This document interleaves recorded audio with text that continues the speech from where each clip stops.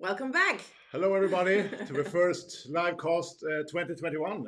Yep. Yeah, we had quite a bit of live streams last year. We tried to remember how many of them, and we can't tell, but it's more than 10, less than 20. I think we're in around that, but it was almost bi-weekly. Almost, from yeah. spring sometime. This year we plan to have once a month. A little shorter. A little shorter, a little and not tighter. so often. Yeah.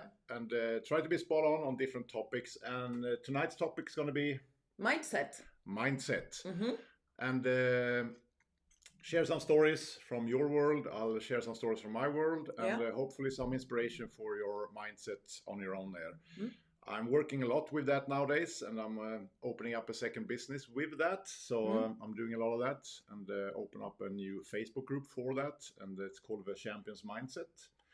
And if you're interested in working with mindset and some inspiration there, join that group. It's on my Johan Skålberg page, and it's a connected group, the Champions Mindset. And it's not only about my mindset or me being a world champion, but I met world champions all around the world, and I learned from masters and world champions in different ways, not only in sports. So sharing their experience also. So it's not about me only. What's the definition of mindset? You had a long one there. Yeah, I have a really long and nice one. I read this on... is this a sleeping story or is it an inspirational story? Or maybe... This is a fact story. A fact story. It's not a sleeping story. It's not a lullaby. It's not a... Try to stay awake out there. All right. So this is what Wikipedia says about mindset. In decision theory and general systems theory, a mindset is a set of assumptions, methods, or notions held by one or more people or groups of people. A mindset can also be seen as arising out of a person's worldview or philosophy of life. I think that's a pretty good description, actually. Although it's a little bit, well, they use some complicated words and blah, blah, blah. But it's basically about how you view life. Yeah, and how you choose to view it. Yeah. And how you put your by mind choice. around things and give things meaning. Yeah. We're not going to have a written test on the facts. Nope. But hopefully you have some ideas about mindset. And one of the reasons why we choose mindset is because I was interviewed. There was a martial art interview with Kick, Punch, Choke, Chat. And we did an interview, and it ended up that I talked a lot about mindset. Who are they, the Kick, Punch? They are from Budo or Martial Arts Federation from USA, but there are some masters and trainers there, and they are like us. Everybody's a little bit locked up, so they are focused to do a lot of interviews with a lot of martial artists. Is that a podcast or a video? It's a podcast on Spotify, because Spotify also have podcasts these days, but it's also on YouTube. But they have frequently guests of honor there. So I'm very honorable, and thank you guys for, if you're watching this, for doing that interview. But it's going to be a lot of masters. It's interesting to listen to there. And one guy I think we had recently, I'm not sure if that was this week or last week, is Wallace. Most people don't know about him, but I met him in Canada a couple of times, and he's the guy who inspired legends like Bill Wallace and other people. So he was there in the early days. So it's kind of interesting to listen to him, and I had the honor to meet him before he was doing an exhibition fight with Bill Superfoot Wallace. And that was kind of interesting because he just wanted to test to spar a little bit. And he just came in, and I was teaching some guys in a private lesson. He's like, I need somebody to spar a little bit. Okay. All right. But it was interesting because he's not a young man. He's a young man in his mindset, though. But on paper, he's not that young. But it was interesting to see how good his techniques were, even though he's older than my parents. So he's having that strong mindset. And he's an inspirational person as well. His mind is always strong. But it was kind of fun. Oh, I need to spar a little bit, test a few things. And then it ended out that he didn't want to spar to see what worked. He was just doing it. So I want to see what techniques I can do without hurting him. Oh. And that's a tough mindset. I can tell more about that story later on. But it was kind of a legendary event there. Him sparring with Bill Superfoot Wallace, who's a legend in the martial arts. Cool. So That's cool. I hope you enjoy, or if you're interested, check them out, those guys, because they're doing a lot of interesting interviews there. And it's also interesting to hear the mindsets of the masters they are interviewing. So that's why. Do you have the link to the YouTube? I'll post it under this live stream here. Good. That's great. All right. And the Mindset Facebook group that you were talking about, is that an invitation only, or is it just join? It's a private group, but anybody can join. Okay. But people have to understand, because there are confusions out there. I actually, my personal profile is full, so I can't add any more friends. But I also have a Johan Skålberg page, and I'm doing a lot of things. So a lot of people is going to Johan Skålberg to find out about Kali, but we have a Kali Sikaran page. So if you're interested in the martial arts, but I need to differentiate a little bit, everybody's welcome anywhere. But if you're interested in the martial art part, you go to the Kali Sikaran page. If you're interested in the mindset thing, because I do corporates and stuff, and some of them have nothing to do with the martial arts side. So you just have to understand the separate places there. Yeah, Kali Sikaran is one brand and Johan Skålberg is another. Yes, even if they're strongly connected. But I totally understand some people get confused sometimes, so that's fine. But the mindset group is only about the mindset and how to apply that in your life or your business or different areas of your life. Okay, cool. Yeah. Great. So check that out and join the group if you feel like it. If you want to know a little bit more about mindsets. Yeah. Okay, cool. So we just described what a mindset is through Wikipedia, what they say it is.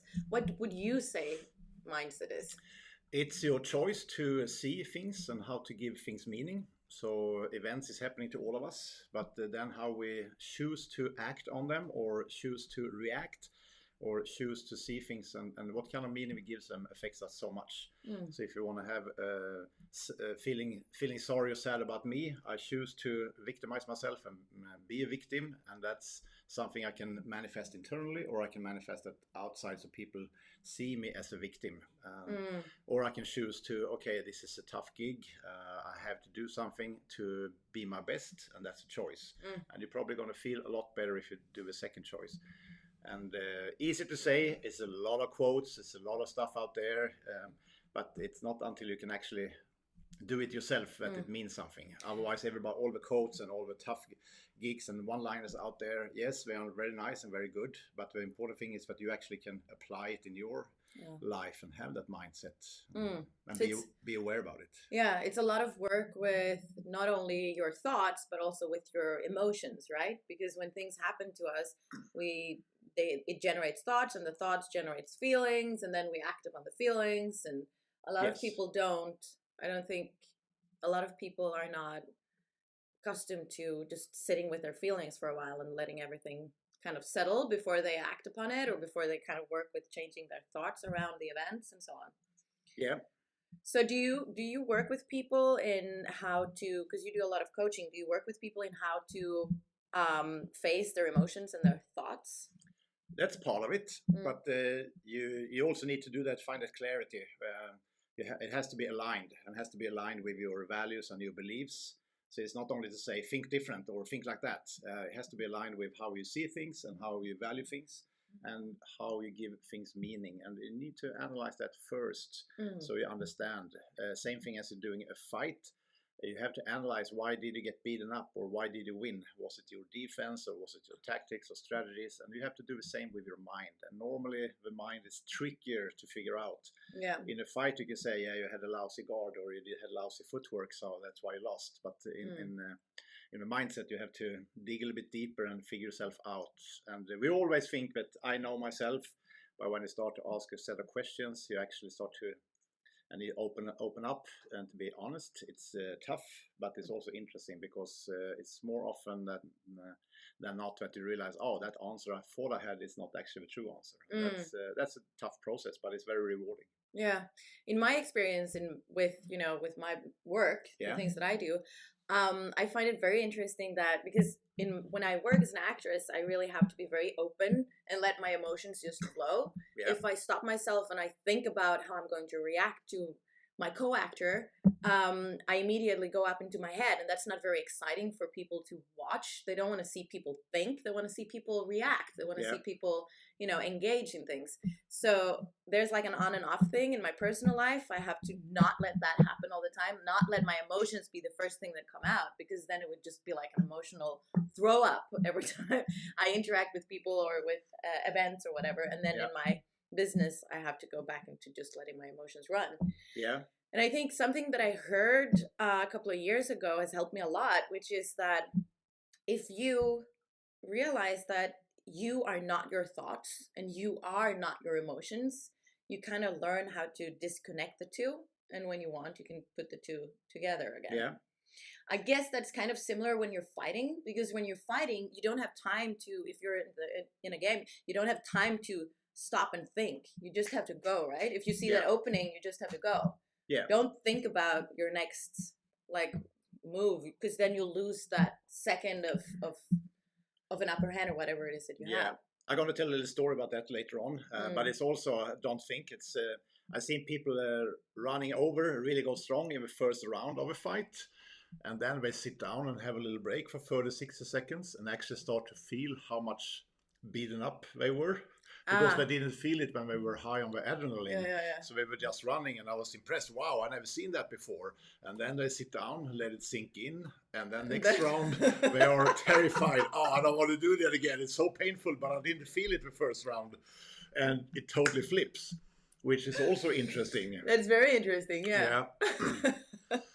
So it's like asking a child if they fall over, and you're like, oh, come on, get up, let's keep playing, and they just keep going. But if you stop and you're like, oh, honey, are you okay? They'll be like, ah, because they start thinking. Yeah, because the focus goes there.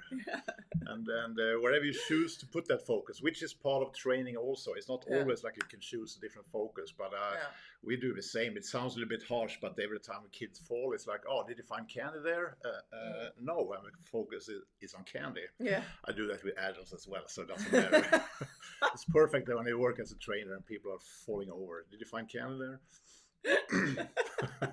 I never find anything when you. No, sorry. I thought I saw something. That's really interesting. I think something that maybe a lot of people struggle with at these times is facing or having a positive mindset, or having a mindset that benefits you through all these difficult times that we're going through. Yeah. It's tough for a lot of people right now, that's for sure. And something that I've been thinking about before we got here today is the mindset around rejection. In my business, I get a lot of no's. There's a lot of rejection. And if you don't know how to face that, I wouldn't be able to work with what I do if I didn't know how to face it. No, of course not. So I shot a little clip. I did a self-tape the other day. A self-tape is basically like an audition, a casting, or something similar to that. It's like a job interview, basically. I get like 99 no's and then 1 yes.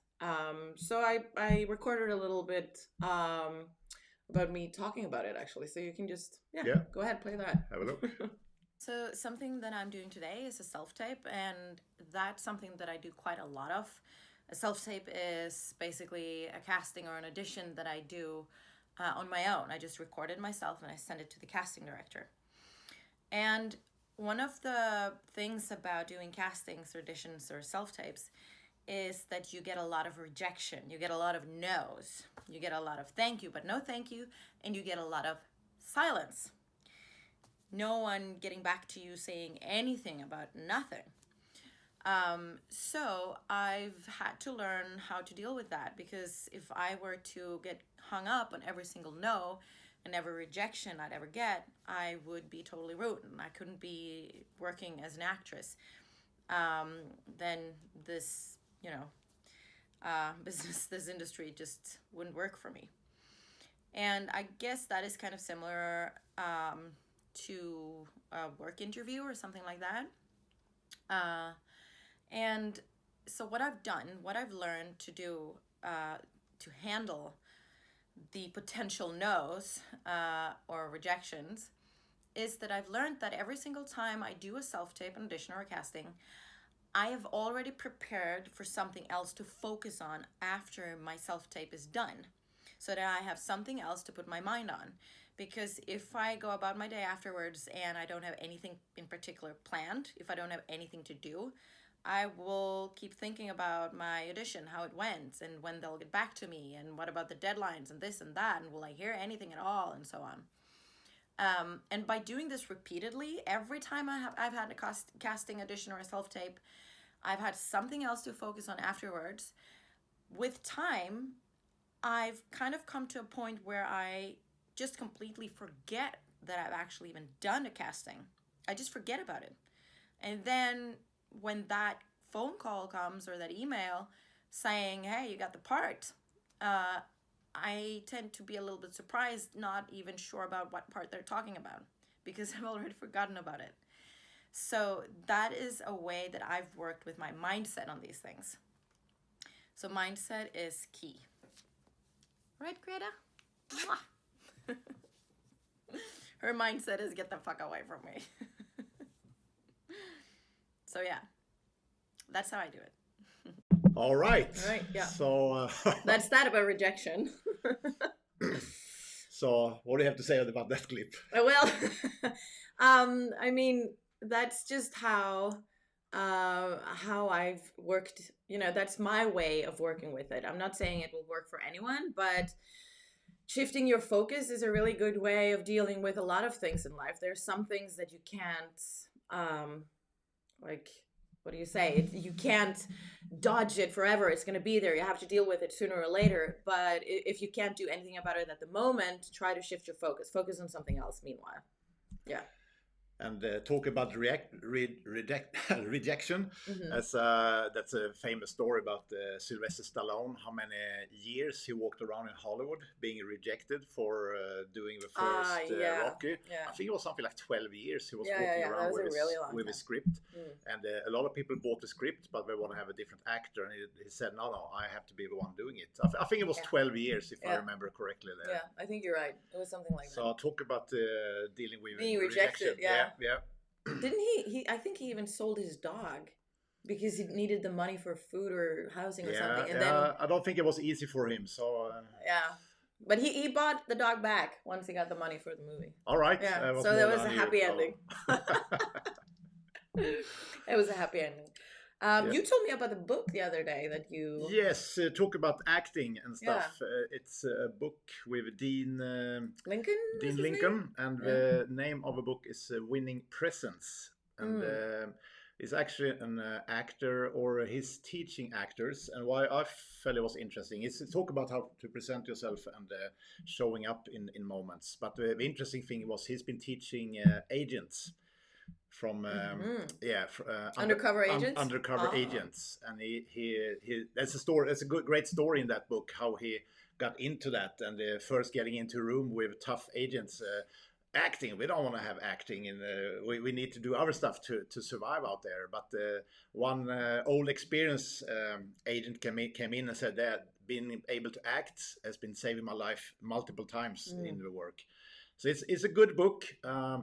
And I share when I'm talking about mindset, one of his things is you don't need to have all the layers of emotions, but you need to know how to act happy, sad, or mad, which I kind of like, because either you're acting one of the three and you kind of can do a lot of things. And I use that myself sometimes. Okay, I'm mad right now, but is that what I want to be? Yeah. And it's a choice. So just having that to remind yourself, do I want to be in a happy mindset now, or do I want to be in a mad mindset? And when you're dealing with kids, maybe you have to be a little bit mad sometimes, even if you aren't mad, you have to act mad, because you have to show them that that's not the behavior to have right now. So being able to be a little bit of an actor, even if it's not your work, it's good, but it's also good for you, how you feel and how you choose to feel as well. So if you like that, check out that book, Winning Presence, with Dean Lincoln. Forget that name all the time. I love that I haven't even read the book and I still remember it. But I encourage you to. I talked about it earlier and then I forgot about it. And No, that's an interesting one. You told me about this girl, Hannah, who you told me a story about her. Yes. So competing. Speaking yes. of mindset, I think you should share that story. So this is a story about a competition, and one of the students we were going for a competition, full contact stick fighting, which is not like layman sports, but it's tough. It's a tough gig, and we had guys in the gym who wanted to compete, and they didn't have any experience in competing with full contact stick fighting. Competition called Biting Rattan, and I would say that's the closest to Swedish championships were, because of all different styles, and everybody was there who did FMA in Sweden.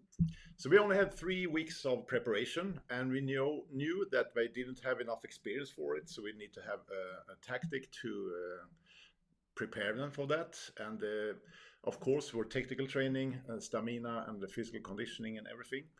But we also had that mindset. We had practiced really hard, really tough for a short period of time to be bam-a-ram in time. But we also worked a lot with whatever pain or whatever downfall, we were always joking. And so even if we did too many push-ups, we feel nothing. So it was basically, it ain't so bad from Rocky. We'll show that clip later on. Yeah. But we were joking about during those 3 weeks, we practiced really hard, and we had to push the guys really, really hard. But we said it in Swedish, but it's like, I felt nothing. And okay, was that painful? No, I felt nothing. And even though when we had small accidents or injuries, we joked about, do you feel that? A little bit like with humor. Do you feel that? No, I felt nothing. Even if the pain was there, and no, I felt nothing. So we were drilling that mindset, and we didn't plan to have that as a tactic. It was more like the mindset we choose to have when preparing with people. And when she was up in the final, and it was very little gear, so only our elbow pads, helmet, and knee pads and gloves. That's it. Everything else is open. So having irregular sticks is a lot of basically it's like everything in ice hockey not allowed to do, which brings you to a bad boy's boot. That's what you're supposed to do in a full contact stick fighting competition. So I think it was second round, and Hanna already been doing her fights, a couple of fights, because she was in the final. And she got hit so hard, and there was a smack. So I just saw she's gonna crack now, because everybody felt how hard that hit. Even the audience could feel it. Dig it in, yes. Yeah. And I just sat in the corner and not whispering, but I said it really low. You felt nothing, and she continued to fight, and she won. Which I'm very proud of. But afterwards, when we were celebrating and everything, because she became like the Swedish champion sort of, and she just said to me when we had the beer, if I hadn't said it right there and then, she was about to quit. And I saw that.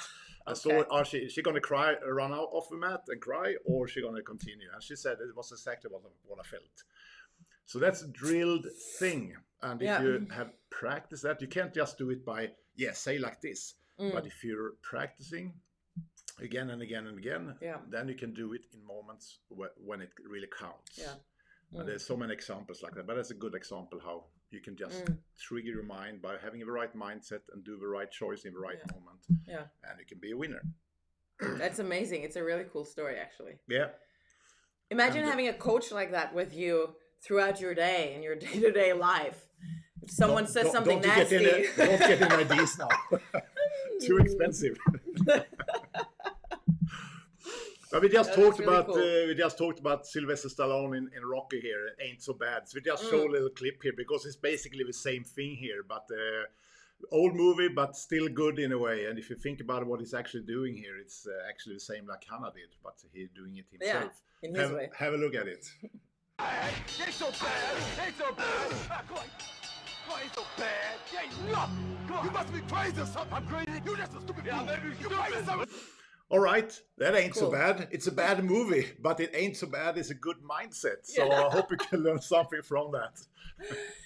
Yeah, I think just the mindset of knowing that even when things are rough or when things are going downhill, or if you feel like you're not accomplishing anything, you can still have a pretty good time if you just focus on something that is, fun about whatever it is you're doing. Something that is, you can look back on it and you can be like, there's something fun about it. I recorded, or actually what I do is when I do my self-tapes, I record everything, and then I realize afterwards there's a lot of things going on there that I've recorded that are totally just like useless shit. But when I look at it, I realize, damn, I'm having a lot of fun. I'm doing all these weird stuff. I'll show you a little short clip of me freaking out in between takes. Here we go. Turn the living room.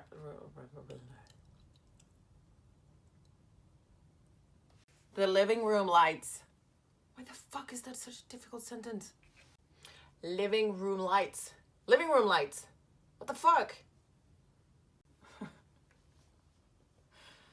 Jeez, that's the weirdest fucking...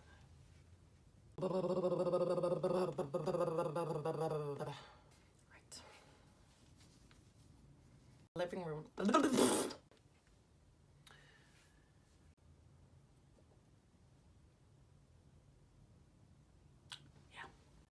Yeah. So see, there's always something fun. Even if I wasn't laughing at the moment, a little bit, sure. But looking at it now, it's hilarious, really. And I like that saying. Many of you guys have been coached by me, have heard this before, but when crazy things happen, you say, yeah, one day we will look back at this moment and laugh about it. Yeah. And then you can just say, why wait? Exactly. Why wait? Just do it now. Try to laugh earlier about it. And Yeah. you can't laugh everything away. There are bad No, things of course. happening, and of course, but yeah, you can, if you're aware about it, choose quite a lot how to be your best in those moments. Doesn't mean that you don't show emotions and can't be sad and stuff like that, but you still have to choose, is this necessary right now, or is it a better way of dealing with this right now? Yeah. And sometimes there's a lot of better ways to deal with things when we are feeling down or low. Yeah, definitely. All right. Yes. Cool. So you have an event coming up, right? Yes, next weekend we're going to do a KSI event, do a virtual one. It's been a lot of events and a lot of online training, and it's a little bit crazy, but it's like a new world sort of, and sorting things out. So we're going to do a little seminar. It's going to be 4 or 5 clips. We choose to do short lessons because we try out a little bit how to do seminars virtual. And we don't expect people to be hanging around for 5 hours, which you normally do on a seminar day. So it's going to be, and the clips are pre-recorded, but they're going to be available afterwards when you buy the ticket.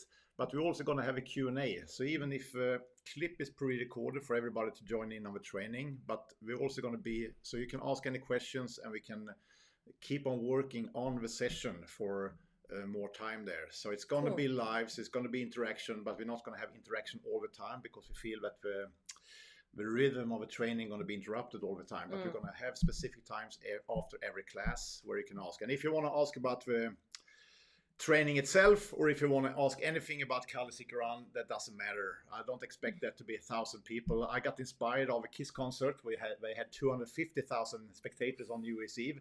I don't expect that to happen. Maybe just 200,000 something. But why not? Expect the unexpected. Expect the unexpected. So, but I hope to see you there. It's going to be on Saturday. Cool. Try to have a good time and try to do some stuff and make sure everybody gets some kind of training. Whatever you're alone, it's going to be easier with a partner, that's for sure. If you're alone, you can do stuff in the air, or you can just take notes and wait until you have a partner, or watch the clips later on when you have a partner available there. So I hope to see you there. Check out on the Facebook group or go to kalisikaran.com for tickets there. Cool. Yes, and we plan to be back with this in the end of every month. So we're going to do this monthly. And any comments, any ideas, or anything you want to see, let us know. We'll, questions, suggestions, whatever, hit us up. Cool. Thank you for today. Thank Take care. you.